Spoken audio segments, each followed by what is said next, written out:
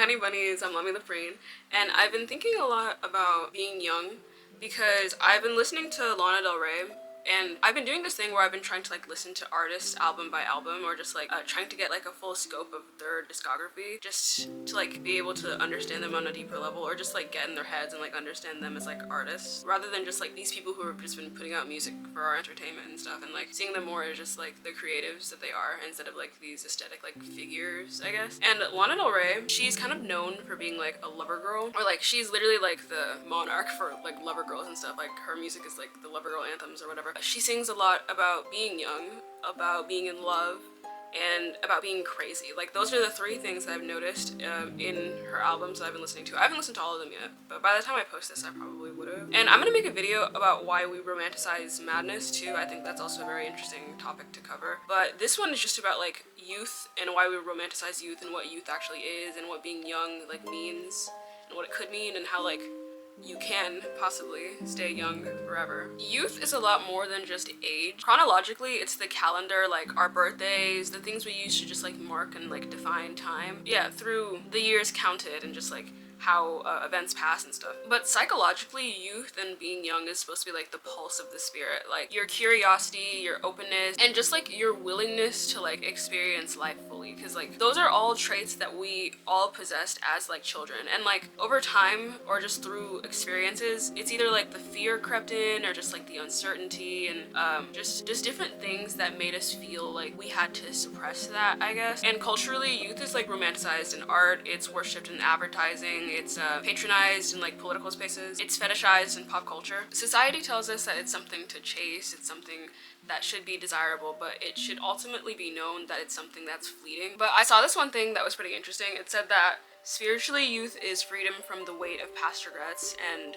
future anxieties. It is fully living in the present where every moment feels fresh and alive. They said on shorthand, it's kind of like this uncorrupted intensity. And when you're young, the world just feels like oversized and electric because it hasn't been dulled by like repetition. I don't know, when you're an adult, like you're kind of forced to be caught in repetition and like not embrace that spontaneity that we're supposed to like have in life. And I think that's why, or I can connect that with to like why Lana sings about being crazy and like spontaneous and just like having this lust for life and living it to the fullest by like doing these reckless things, because that's really what keeps you young, I guess, being young, dumb, and reckless. And that also brings me to the point that like society or culturally, being young has just been like loaded with these contradictory phrases, like being reckless but also being naive, being innocent but also being rebellious. Like, but on like a soul level, the essence of like you and like your true self doesn't age, because like you're the soul that's animating your body. Like sure, your body ages, your mind ages if you like stay in that like rigid way of thinking, but the spirit and like the spark of like your aligned consciousness doesn't. And like aligning with that spark and that fire inside of you, that like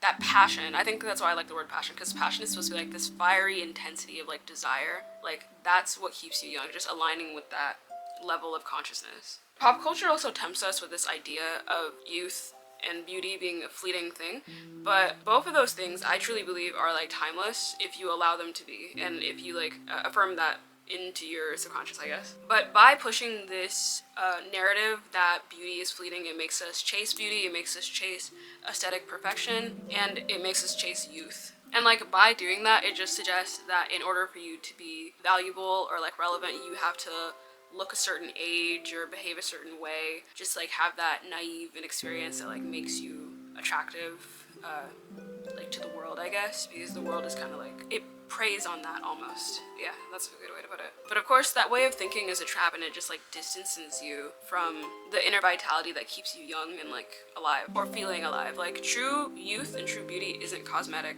and what makes someone old on the inside isn't like just the years that they lived, it's also like their rigidity to life, and like, or like whether or not they like have a rigid response to life, if that makes sense. Like if they're too like unopen, okay, I can't think of the word, but like the opposite of open.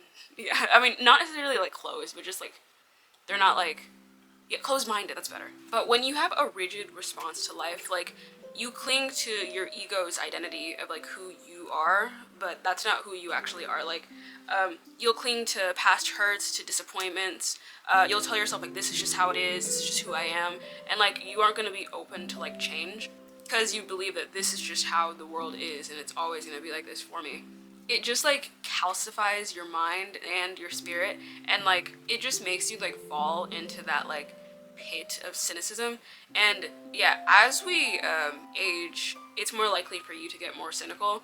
And I know like cynical humor is like a really big thing, and just like, I don't know, hating being alive, and but that's what makes people old, like just making jokes like that. But also stay away from cynical people, because those people will legitimately suck the life out of you. Like they'll suck the youth out of you almost. But the opposite of reacting with a rigid way of thinking is to be flexible. It allows life to move through you, to reshape you, to just like redefine you without like having this fixed idea of what life is or should be, or just how the world is, or just how the world should be, you know? Like you're just able to revise your understanding of the world around you and just let things hurt you, but also let them heal you. And then just like learn from that and just be surprised and let it happen all over again. Like that's the fun of like what life is. Like you're not supposed to be too attached to all like the negative things that you think makes you who you are, because your trauma doesn't make you who you are. Like the things you love make you who you are. That's why, yeah, it all comes back to love, you know? Your trauma is just like the dirt that like covers up that like shine that's inside of you.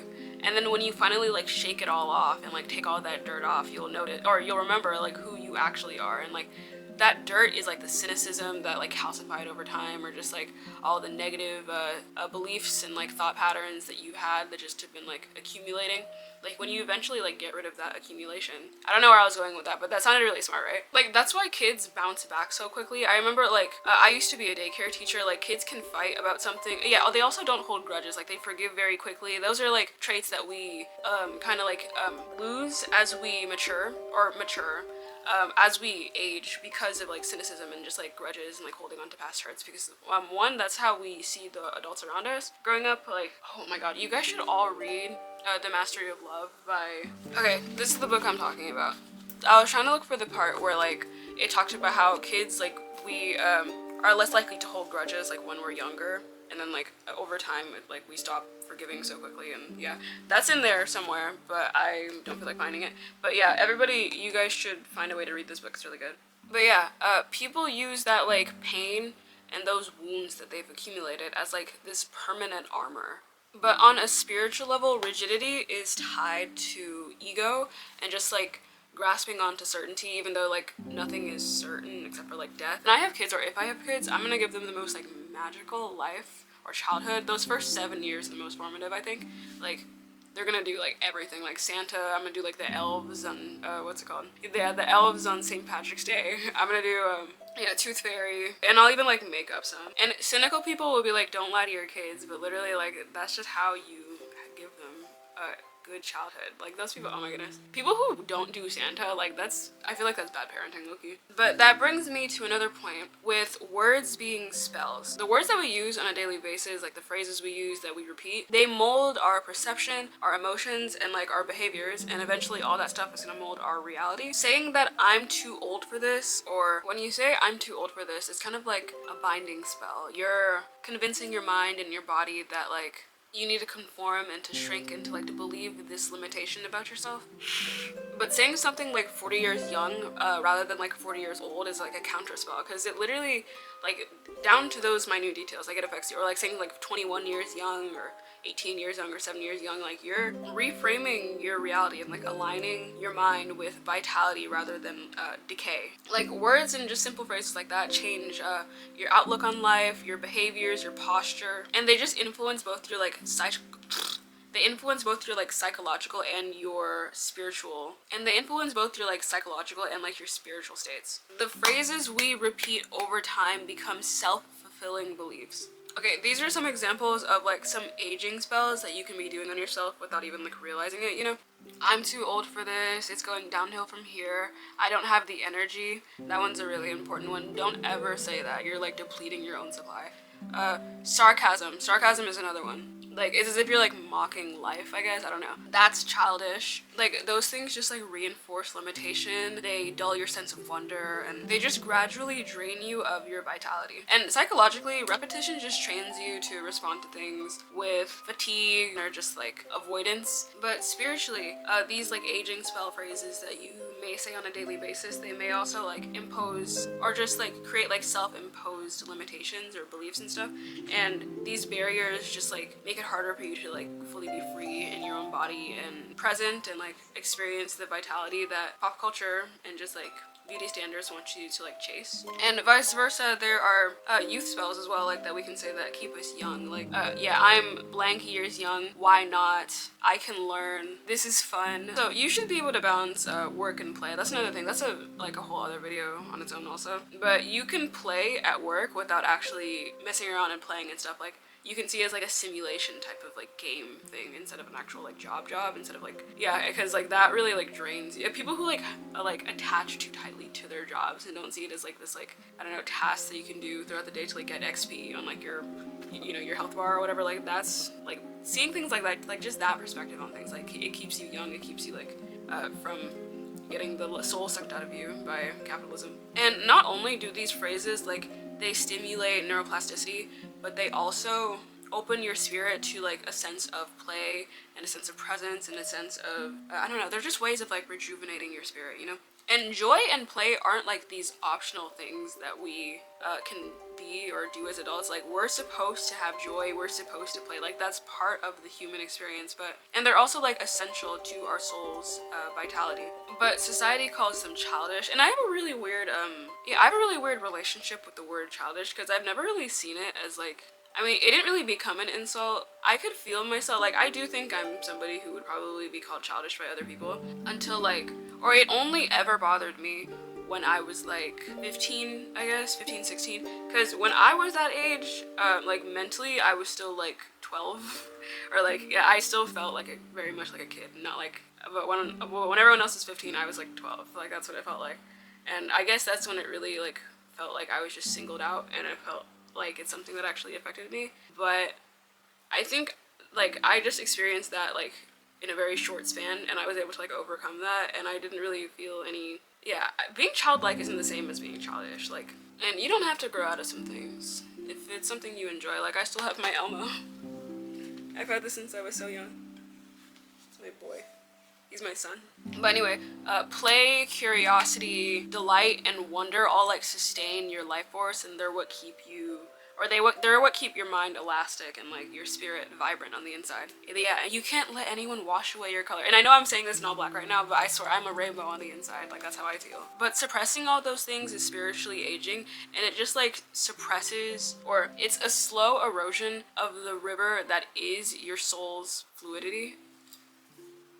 I don't know if that made sense. But yeah, how to stay young forever. Listen to how your soul responds to life. Like, are you responding to things flexibly? Are you attaching too much to like these ideas or like old identities and ways of thinking? Yeah, are you being rigid and like aging on the inside? And, like, is that what you're being and doing to yourself? You just gotta recognize that first. Yeah, speak words that expand your soul and like open your mind to being more expansive and seeing the world as like big and wonderful and wondrous, and rather than like scary and bad and evil. Yeah, treat play, treat curiosity, treat joy and wonder as like these sacred things. Like these are counter spells against aging, against like fear, against spiritual hollowness. Like these are what keep you feeling fulfilled on the inside. Yeah, align yourself more deeply with your internal self, and that one's really interesting. I want to make another video speaking on that too. Like look in the mirror, completely natural, and like look in your eyes rather than like your body, rather than any of your perceived flaws,